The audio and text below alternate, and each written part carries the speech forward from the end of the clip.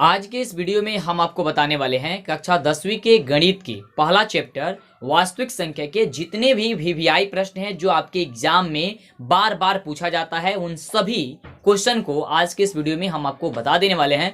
तो इस वीडियो को अगर आप छोड़ करके जाते हैं तो आपको काफ़ी नुकसान हो जाएगा, इसलिए आप इस वीडियो को अंतिम तक ज़रूर देखिएगा और आप हमें कमेंट में ज़रूर बताइएगा कि यह वीडियो कैसा लगा हुआ है। अगर इसी तरह का आप वीडियो चाहते हैं तो जल्दी से अभी तक चैनल को सब्सक्राइब नहीं किए हैं तो करके नोटिफिकेशन बेल आइकन ऑन कीजिए और इस वीडियो को लाइक करके अपने दोस्तों में भी शेयर जरूर कर दीजिए। आइए चलते हैं, देखते हैं सबसे पहला नंबर प्रश्न जो है वह क्या कह रहा है। तो आप अपने मोबाइल स्क्रीन पे लिखा हुआ देख पा रहे हैं। सबसे पहला नंबर जो प्रश्न है वह प्रश्न कह रहा है कि यूक्लिड विभाजन एल्गोरिथ्म द्वारा क्या निकाला जाता है। तो बाबू आपको हम बता दें कि यूक्लिड विभाजन एल्गोरिथ्म के द्वारा एचसीएफ निकाला जाता है, यानी कि मौसा निकाला जाता है, जिसे हिंदी में हम लोग मसा कहते हैं। अगर आपके एग्जाम में या कहीं पे भी अगर इस तरह का भी लिखा हुआ आए तो यहाँ पे भी आप टिक कर सकते हैं, कोई दिक्कत नहीं है। आपका आंसर जो होगा बिल्कुल सही होगा, यानी कि इसका उत्तर क्या हो जाएगा, ऑप्शन ए हो जाएगा, क्योंकि यहाँ पे इंग्लिश में लिखा गया है, एचसीएफ लिखा गया है, तो हमने एचसीएफ पे टिक कर दिया। चलते हैं अगले नंबर प्रश्न की ओर, देखते हैं अगला नंबर प्रश्न क्या कह रहा है। तो अगला नंबर प्रश्न भी आप अपने स्क्रीन पे देख पा रहे हैं। अगला नंबर प्रश्न है कि गणितज्ञों का राजकुमार किसे कहा जाता है। अगर इन प्रश्नों का उत्तर आपको पहले से पता है तो आप हमें नीचे कमेंट करके अपने नाम का साथ जरूर बताइए, जिससे हमें बहुत ज्यादा खुशी होगी। तो आपको बता दें कि गणितज्ञों का राजकुमार किसे कहा जाता है। वैसे हम सभी प्रश्न का उत्तर आपको बताते रहेंगे जिससे आपको याद हो जाए।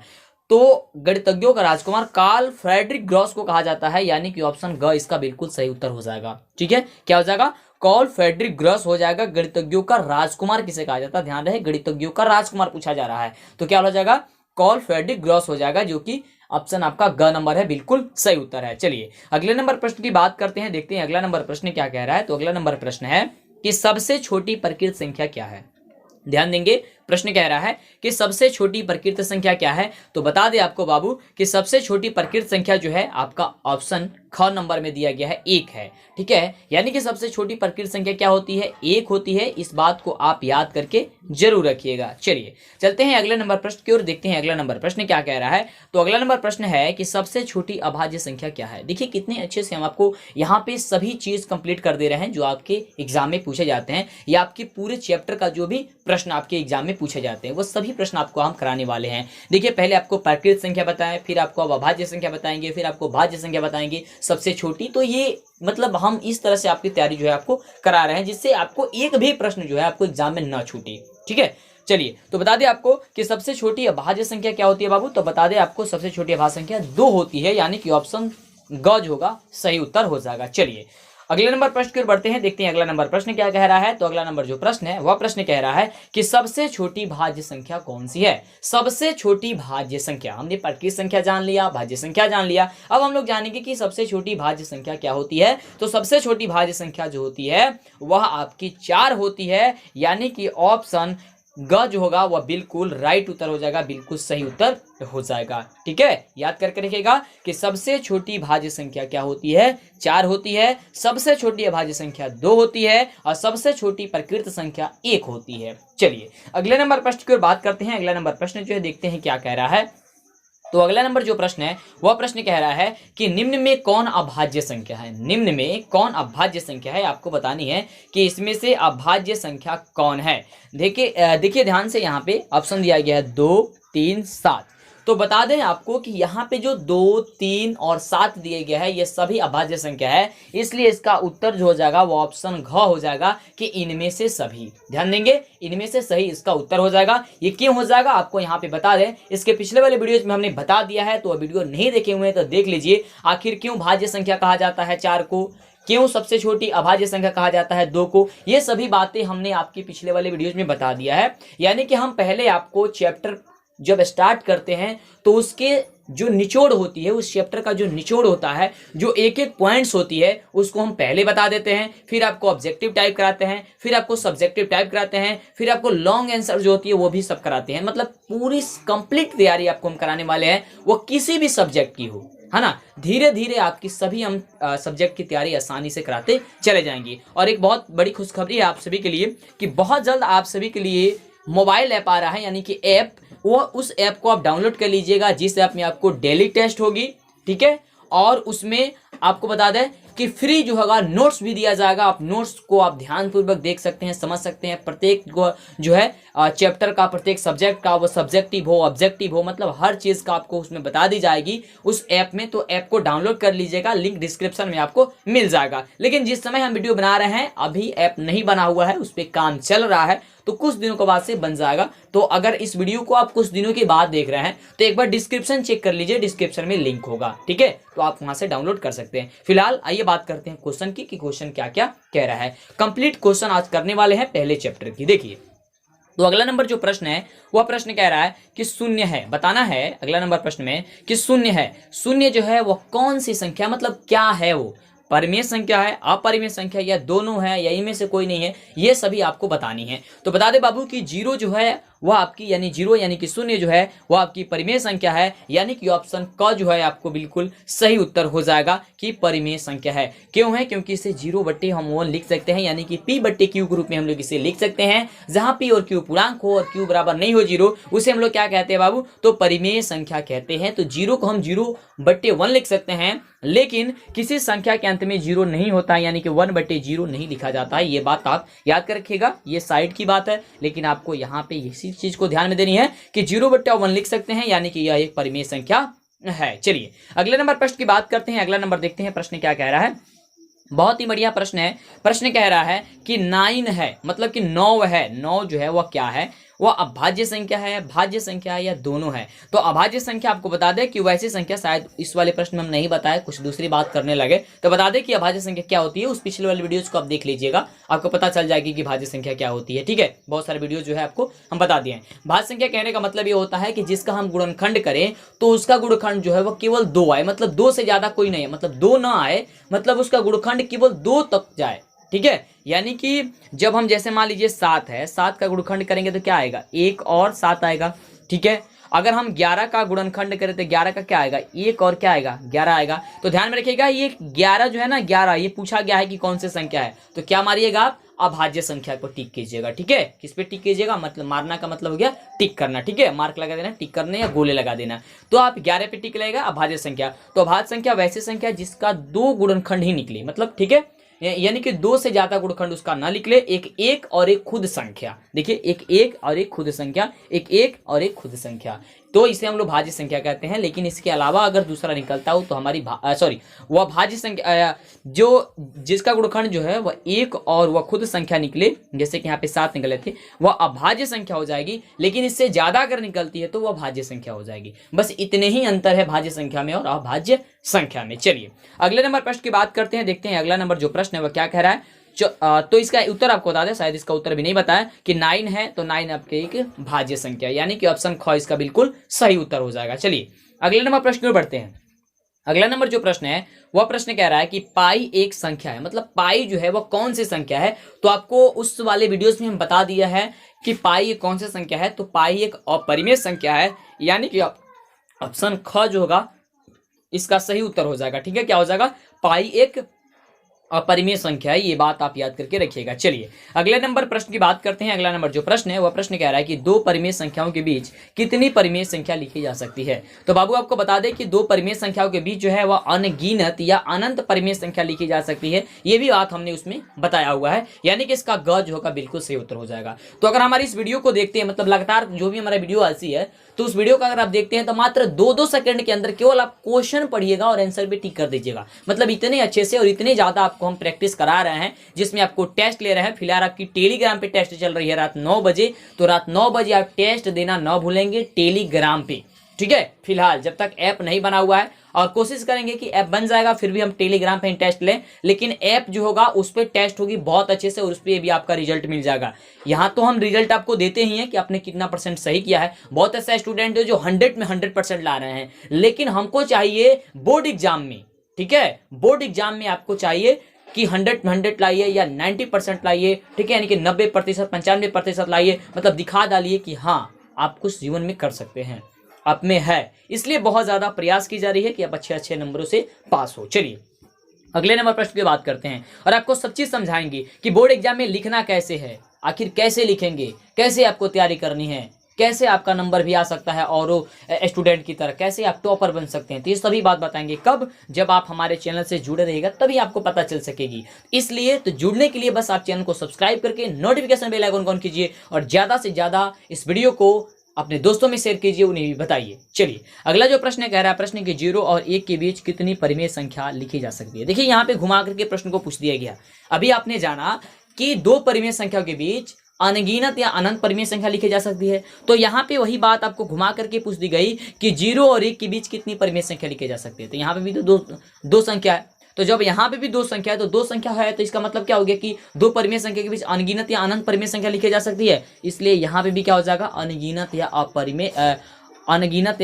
अपरिमित जो है परिमेय संख्या लिखी जा सकती है। इसलिए इसका बिल्कुल सही उत्तर क्या हो जाएगा, ग नंबर हो जाएगा। चलिए अगला नंबर प्रश्न की बात करते हैं, देखते हैं अगला नंबर प्रश्न क्या कह रहा है। तो अगला नंबर जो प्रश्न है, प्रश्न कह रहा है कि निम्न में कौन परिमेय संख्या है। अब आपको बताना है कि परिमेय संख्या क्या है। तो हमने आपको सब चीज बताया है कि परिमेय संख्या किसे कहा जाता है, परिमेय संख्या किसे कहा जाता है, वास्तविक संख्या किसे कहता है, हर चीज बताया है। तो चलिए उस वीडियो का लिंक जो है डिस्क्रिप्शन में हम डाल देंगे और आप वहां से भी देख सकते हैं। उस प्लेलिस्ट का ही लिंक डाल देंगे ताकि आपको आसानी से सभी वीडियोज एक साथ एक जगह मिल जाए, ठीक है। और ऐप में भी इस वीडियो को हम जो है वहां पे भी डाल देंगे, जब ऐप आपका तैयार हो रहा है तो वहां से भी आप देख सकते हैं, मतलब कि कहीं पे भी आपको दिक्कत नहीं होगी। चलिए तो प्रश्न कह रहा है कि निम्न में कौन परिमेय संख्या है। तो परिमेय संख्या कौन है आपको बताना है। पाई तो अपरिमेय संख्या अभी हमने आपको बताया। √2 जो है, √2 भी अपरिमेय संख्या क्योंकि ये रूट से बाहर नहीं हो सकता है। लेकिन 81 है तो 81 को रूट से हम बाहर कर सकते हैं। जब 81 को हम रूट से बाहर करेंगे तो 9 बचेगा, क्योंकि 9 × 9 हो जाएगा, 9 × 9 हो जाएगा। तो दो संख्या में से एक संख्या बाहर आ जाती है तो हो जाएगा क्या चीज, 9, यानी कि 9। तो 9 हो जाएगा, तो यानी कि जो है √81 है, ये √81 जो आपका बिल्कुल सही उत्तर है। चलिए अगला नंबर प्रश्न की बात करते हैं। देखिए अगला नंबर प्रश्न क्या कह रहा है। तो अगला नंबर जो प्रश्न है वह प्रश्न कह रहा है कि आर्यभट्ट ने पाई का सन्निकट मान दिया था। मतलब आर्यभट्ट ने जो थे वह पाई का सन्निकट मान कितना दिया हुआ था। तो आपको बता दें उस वाले वीडियो में भी आपको हम बताए थे कि आर्यभट्ट ने पाई का जो सन्निकट मान दिया था वो दिया था 3.1416। याद करके रखिएगा कि 3.1416। तो इस ऑप्शन में आप देखिए कि 3.1416 कहाँ पे है, तो आपको दिखेगा कि कहीं पे भी नहीं है, यानी कि इसका बिल्कुल सही उत्तर हो जाएगा ऑप्शन घ हो जाएगा कि इनमें से कोई नहीं। यहाँ पे दिखाई दे रहा है लेकिन 8.1416 है। ये लिखते वक्त वह 3 के जगह 8 मतलब 8 बन गया है, ठीक है। तो इनमें से कोई नंबर भी ऑप्शन है, तो इनमें से कोई नंबर ऑप्शन पे टिक कर दीजिएगा। लेकिन आपको बता दें कि इसका बिल्कुल सही उत्तर क्या हो जाएगा, 3.1416, ठीक है। इसे याद करके रखिएगा, या आप किसी से भी पूछ सकते हैं, तो ये जल्दी इसका उत्तर नहीं दे सकते हैं। वो बहुत ही बढ़िया प्रश्न आपको लेकर के आए हुए हैं, बता रहे हैं आपको, ठीक है। तो पूरे निचोड़ देखिए हाथ से आपको लिख करके, ठीक है, ढूंढ कर प्रश्न लेकर आ रहे हैं। क्वेश्चन में एक मॉडल पेपर सबका निचोड़ लेकर के, जिससे आपको दिक्कत आगे न हो। देखिए अगला नंबर प्रश्न क्या कह रहा है। अगला नंबर जो प्रश्न कह रहा है कि 25 और 50 के एचसीएफ तथा एलसीएम का गुणनफल क्या होगा। 25 और 50 का एचसीएफ और एलसीएम का जो गुणनफल होगा, यानी कि गुना होगा, वो क्या होगा। तो 25 और 50 का जब आप निकालिएगा एचसीएफ तो क्या आएगा, और एलसीएम निकालिएगा तो क्या आएगा। उन दोनों को जो आएगा उसमें से आप गुणा कीजिएगा तो आपको आएगा 1250। क्या आएगा बाबू, 1250 इसका बिल्कुल सही उत्तर आ जाएगा। चलिए तो देखते हैं कि अब अगला नंबर जो प्रश्न है वह प्रश्न हम सभी का क्या कह रहा है। प्रश्न कह रहा है कि एचसीएफ 26 और 91 बराबर 13 है और एलसीएम 26 और 91 का मान क्या होगा। यानी कि 26 और 91 का जो एचसीएफ है यानी कि 900 है, 13 आया है, तो 26 और 91 का जो एलसीएम होगा वह क्या होगा। तो आपको यहाँ पे बहुत ही आसानी से बना देनी है, क्योंकि आप जानते भी एक फॉर्मूला भी होता है कि दो संख्याओं का गुणनफल बट्टे एचसीएफ बराबर होता है लसा। यानी कि लसा का मतलब हो गया एलसीएम बराबर होता है दो संख्याओं का गुणनफल, यानी कि दोनों संख्या का गुणनफल कौन है, 26 और 91। इसको सॉल्व कर देते हैं। चलिए 26 और 91 और बट्टे होता है एचसीएफ। तो एचसीएफ का मान कितना दिया है, 13। तो 13 से इसको कट कीजिएगा तो हो जाएगा 2 बार में, ठीक है। और 91 से 2 बार में गुना कीजिएगा 182 आएगा, यानी कि 182 आपका बिल्कुल सही उत्तर हो जाएगा, जो कि ऑप्शन ग में दिया गया है, ठीक है। याद करके इसे रख लीजिए कैसे ये बनेगा। ओके चलिए इस वाले प्रश्न को भी, इसके पिछले वाले प्रश्न को भी सॉल्व कर देते हैं। कहिएगा कि सॉल्व करके नहीं दिखाए तो इसको बना देते हैं, सॉल्व कर देते हैं। देखिए 25 और 50 है, तो 25 का सबसे पहले आप निकाल लीजिएगा क्या चीज, एचसीएफ। तो एचसीएफ आपको यहाँ पे हम भाग विधि से निकाल कर दिखा देते हैं ताकि जल्दी से निकल जाए। तो 25 दूनी 50 और यहाँ पे ये कट गया आया क्या चीज HCF 25 आया। और एलसीएम की बात करें तो एलसीएम क्या आ जाएगा, एलसीएम 25 और 50 का। इससे जब आप डायरेक्ट इसको हम कर देते हैं, जब आपको ऑब्जेक्टिव टाइप है तो ज़्यादा डीप में नहीं जाएंगे, डायरेक्ट ही कटा देंगे। तो 25 से कम 25, अब 25 दूनी 50, तो 25 में 2 से गुणा कीजिएगा 50। 50 आया हमारा क्या चीज एलसीएम, और एचसीएफ जो आया वह हमारा क्या आया 25 आया। तो 25 और 50 में जब हम लोग गुणा करेंगे तो आएगा 1250। तो 1250 से हमारा क्या हो जाता बाबू, आंसर हो जाता। ठीक है, यानी कि हो जाएगा। तो इसीलिए इसका बिल्कुल सही उत्तर क्या आपको बताए थे, ऑप्शन ग बताए थे। अब आप यहाँ पे कुछ स्टूडेंट कहेंगे कि सर पहले सबसे छोटे संख्या से कट कीजिए। ठीक है, आपका बात हम मानते हैं, सबसे छोटे संख्या से कट करेंगे, ये सब जगह किया जाता है और हम भी आपको बताते हैं। लेकिन यहाँ पे उतनी दिमाग लगाने की जरूरत नहीं है। अगर बड़े वाले संख्या से कटा देते हैं, जल्दी से आंसर आ जाता है, तो वह काम कीजिए। सही है ना, बस इतना ही ध्यान में रखना है। छोटे संख्या से कटाया जाता है उसे कोई दिक्कत नहीं है, बड़े संख्या से भी आप कटा सकते हैं जल्दी आंसर लाने। क्योंकि हम लोग को यहाँ पे टारगेट ये है कि हम लोग को ऑब्जेक्टिव टाइप प्रश्न करना है। तो ऑब्जेक्टिव टाइप प्रश्न करना है और जल्दी से करना है। अगर ऑब्जेक्टिव टाइप प्रश्न में ही हम लोग क्या करें कि मतलब 2 से करें, फिर 3 से करें, मतलब जिसे कट होते जाता है उसे हम कट करते रह जाएं, तो समय ज्यादा लग जाएगा, प्रश्न ज्यादा है। तो मैथ का प्रश्न जो ज्यादा है तो सॉल्व नहीं हो पाएगा, फिर छूट जाएगा, तो कहिएगा हमको तो आता था लेकिन हम बना नहीं पाए। तो एग्जाम में आपको सब चीज का ध्यान रखना है, समय का भी ध्यान रखना है, क्वेश्चन का भी ध्यान रखना है, कैसे प्रश्न का जवाब देना है, ये सब चीज को ध्यान रखना है। थोड़ी थोड़ी बात हम वीडियोज में बता देते हैं, बताते रहते हैं, आप इससे तंग नहीं होइएगा, जिससे आपको अंदाजा लग सके।